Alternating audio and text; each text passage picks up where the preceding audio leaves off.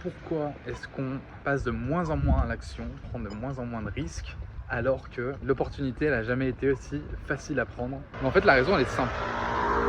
Pourquoi se faire chier à prendre des risques alors qu'on a déjà une vie confortable?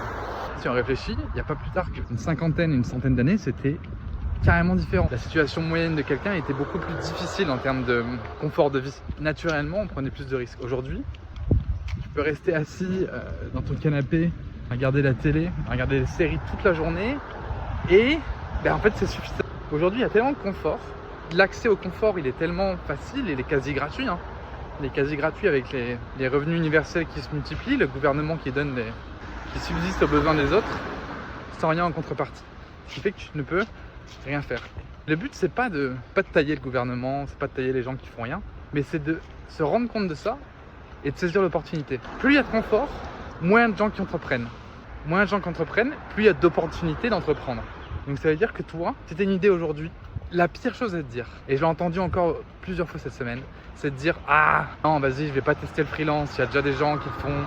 Ah non, vas-y, je vais pas tester le freelance dans le web. Aujourd'hui, tout le monde sait faire un site web avec Wix et compagnie, c'est mort. » Ils oublient que tout le monde se dit ça, en fait. La majorité des gens se disent ça. Alors oui, du jour au lendemain, tu vas pas avoir des centaines de clients. En fait, le truc, c'est que le coût, la prise de risque, elle est gratuite quasiment, quoi. Elle est gratuite.